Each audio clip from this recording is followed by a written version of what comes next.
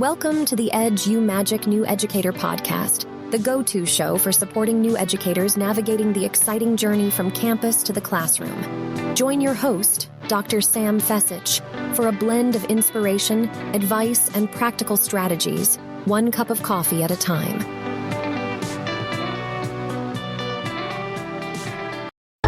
I'm Chris Dutchko, co-host of the 9th Grade Experience podcast, a part of the Education Podcast Network, just like the show you're listening to now. Shows on the network are individually owned, and opinions expressed may not reflect others. Find other interesting education podcasts at edupodcastnetwork.com. Hello, Edumagicians, and welcome back to another episode of the Edumagic New Educator podcast, the podcast for new and future teachers. Today, we have a compilation episode, and this one's all about tips for student teachers from student teachers. So without further ado, let's jump in and get started with our first tip. Here we go. Hi, my name is Allie Thomas, and I'm from Butler, Pennsylvania, and I'm a senior at Grove City College. I have a major in elementary education, and then I'm also minoring in special education. It's funny because people always want to know, why do you want to be a teacher? And I know, some people struggle with their calling in life, but this was something that was so special to me, and I just always knew that it's what I was being called to do. Even in elementary school, I had my bedroom decorated as a classroom, and I would play school with my little brother if he'd be willing to. If not, I'd play with my stuffed animals. But yeah, I've just always had that passion for teaching. So I was beyond excited to start student teaching. My first placement was in an early education center at Grove City, and it had kids ages 3 years old through 5 years old. And then my second placement was Mercer Elementary School, and I was in 3rd grade. So they were super different placements, but they were both so special in their own different ways. I was definitely nervous when I transitioned to 3rd grade from having such younger kids, because I was like, oh my goodness, this is so different. But they were both so fruitful and impacted me in ways I can't even begin to explain. So I guess a tip that I would say when it comes to student teaching is to take in each and every single day. I know it can be so overwhelming to, have daily lesson plans, weekly lesson plans, block plans, meetings, all this stuff, along with all the grading and the student teacher paperwork. So it seems like so much that you just want to get it all done. You want every single week to just go by. You want Friday. But my tip would be, as best as you can, try not to think like that, because I did at times and it went by so fast. And now I'm I wish I could just stay here. This has been such a special time in my life. At times you definitely will be exhausted, but it's going to be so worth it. Each smile, each laugh, when a kid has a light bulb moment, you'll hear tons of funny stories. It's just going to be so worth it. So just make sure that you do take care of yourself, though. Rest up, get enough sleep. Your friends are all going to be doing things, and you might have to go to bed. I go to bed so early when I'm student teaching, and those are just sacrifices that you are going to have to make, but it's so worth it to be able to be there for those students that need you. So yeah, I guess my tip would definitely just be to take in every single day and be there for those students, because you might be one of the only figures in their lives that are there for them. You are going to make such an impact on those kids, and just know how important you will be to them.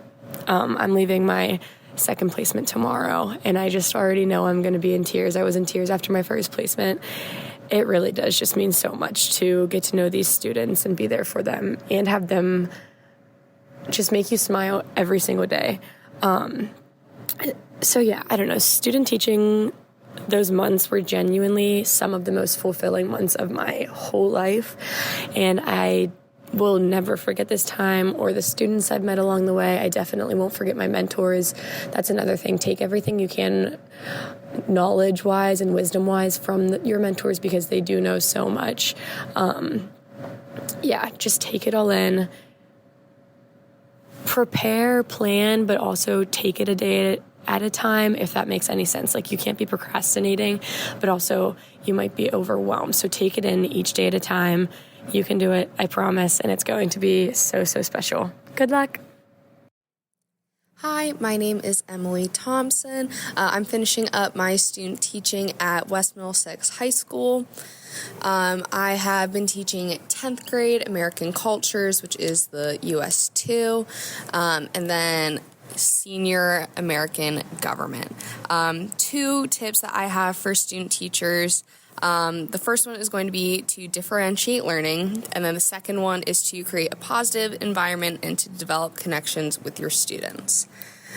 Differentiating learning is going to be such a good way for you to find different activities that will help you develop your teaching style. You can get in kind of this safe zone and this rut of doing the same thing over and over again, but if you're focusing on differentiating the instruction, then that really opens you up to just trying different things. There's going to be some really great stuff that you try, and you might try something that's like, ooh, that is not for me. And that's totally okay, because the whole point of student teaching is to be a wonderful learning experience. Differentiation also just has so many great educational benefits for the students. This is going to help them develop different skills like reading and writing and analyzing and evaluating things.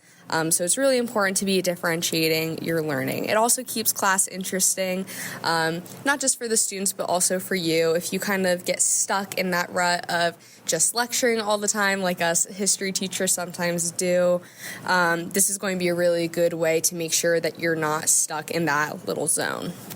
It also is an amazing way to kind of give yourself a break. If you have found yourself just kind of stuck in that lecturing zone, that is going to be very, very draining for you, especially if you're lecturing in every class. That's going to be like 6 or 7 periods a day, and that will take its toll on you. So differentiating the learning and the instruction, that's going to give you a break. It's going to give the students a break, and just help create a better classroom setup. For my second point, with creating a positive environment, this is so important. This really helps to transform the learning space. It's going to make the students excited for class. A really easy way to kind of push that positive environment is to provide a lot of positive reinforcement of good behaviors rather than always cracking down on negative behaviors. I found that has been one of the most beneficial classroom management techniques for me, is when a student does something good, especially if it's a student who has been acting up in class a lot lately, or maybe comes in with a very negative attitude. When they come in and when they do something good, just like making a big deal out of that. I've seen students come in with really negative attitudes at the beginning of each day, and then once they made that switch, there was no going back. And now they're some of my most vocal students in class, and some of the most positive. So that is really going to help just create a nice classroom environment. And then developing connections with your students. The best way to do this is just by listening to them during that free time before the bell rings, or just a couple minutes at the end of class, just taking the time to ask them how their day's going, ask them how their weekend was, what their week looks like, see if they have any events coming up that you could possibly attend. They really just want someone to listen to them. For some of these kids, this is the only time that an adult is really going to listen to them and hear them out. Having better connections is going to just create better classroom behavior. They're not going to want to be acting up in your class as much if they know that you are maybe a nicer, more understanding teacher who listens to them. They have that connection with you. It's also going to increase participation because they'll already be comfortable talking in class. A really easy way to kind of do this to make sure that everyone's talking is I would give like a question of the day that was normally something kind of like, what are you grateful for today? Or what's something good that's happened to you in the last 24 hours? And we would go around the room and each say that thing to start out class. So that was a really good way to also cultivate that more positive learning environment and give deeper connections with students. Hi, my name is Alyssa Brower. I am a math secondary education major, and this semester I am student teaching at Shenango Junior Senior High School. I'm teaching advanced 7th grade math, Algebra 1, and Honors Algebra 2. And my tip for future student teachers, especially for secondary and content-specific lessons, is to ask your cooperating teacher what are common misconceptions they have seen over the years that you should address in your lesson. Since they have that experience, they know what to expect, and if you can nip that in the bud, then you don't have to worry about it in your following lessons, and you can just address that head on. And I know my cooperating teacher was specifically impressed that I was asking her those questions, and she appreciated that I was asking that question to save her future struggles over the misconception. Hello, my name is Juliana, and I am a senior elementary education major. My 2 placements for this semester was kindergarten at Mohawk Elementary and then 4th grade ELA at Hillview. So my tip for student teaching is to use this time to experiment with different instructional strategies and styles, but don't be afraid of messing up or getting constructive feedback. I know that student teaching can be difficult because you're kind of in this in-between phase where you're working in someone else's classroom, yet you are the one preparing and delivering most or all of the lessons. However, this means it's a relatively safe time to experiment because you have a veteran teacher who can give you feedback. For example, I experimented with grouping in my 4th grade class. Sometimes students were grouped according to ability. Sometimes I paired them up randomly, and other times students got to choose their own partners. This worked out well because students learned how to collaborate with many different people. Later, my cooperating teacher suggested that I use differentiated instruction and resources when students are grouped by ability. I took the feedback and made the changes that were necessary. So now when I work with an advanced group of students, I use slightly harder passages and extension questions so that they don't get bored. And with my struggling groups, I use more leading questions and I read aloud with the students so that the focus can be on comprehension and not decoding. If I hadn't listened to that feedback, then students might have either fallen behind or not have reached their full potential. So even though you're in someone else's classroom, you can still add in your own flair and style, and you can try new things. If something doesn't work out, don't be afraid to go to your mentor teacher or college supervisor and ask for help or for feedback, because that's how you grow. And that's my tip. Thanks. Hi, my name is Gianna Mamone, and for my first placement, I was at Mohawk Elementary School in an autistic support classroom. And then in my current placement right now, I'm at Hillview Elementary School in a 2nd grade reading class. My biggest tip for future student teachers is to go into it with an open mind. We are so fortunate to have had a wonderful education provided by Grove City College, and we all know what we're doing going in, but honestly, there's only so much you can prepare for, so going in and just starting and teaching is honestly just the best way to start developing and growing professionally and as a teacher. So my biggest advice is to just go in with an open mind, go in expecting to grow a ton, expecting to make mistakes, but overall just becoming a better teacher and honestly a better version of yourself.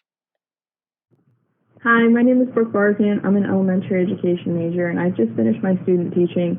Something that I learned from my placements is to always be flexible and ready to adapt lessons in a moment's notice. I think that having a plan is super important, but if you are teaching and you realize that something isn't going quite as you planned, you can change it for the next time you teach it, or you can make a quick adaptation on the spot. One thing that I've learned is to not be afraid to be flexible. Like I said, it's okay if something doesn't go according to plan, or if you don't get through all the objectives you had planned, that's okay too. You can start fresh tomorrow and get to any of those things that you would have liked to do the day before but didn't get a chance to. There you have it, Edumagicians. From being flexible to being in the moment, not treating student teaching as a activity to just check off the boxes, to really being in it to win it, to differentiating instruction and trying out new pedagogy, strategy, and techniques. There's a lot you're going to learn in student teaching. Take it one day at a time. You got this. If you're interested in learning more about student teaching, Kappa Delta Pi is sponsoring a student teacher bootcamp. And I made sure to put a link to it on our show notes. So if you're interested in joining, come on over to the show notes and check out the Student Teacher Bootcamp, where we're going to dive into getting you ready for student teaching through 3 live sessions with me over Zoom. You'll have tons of resources and support. And this is all happening in January. All right, I hope you have a fantastic day. Best of luck during student teaching. And remember, you have the Edumagic within you. Bye for now. Thank you for tuning in to this episode of the Edumagic New Educator podcast. If you found it helpful, please leave a rating and review or share it with a friend. Always remember, you have the Edumagic in you.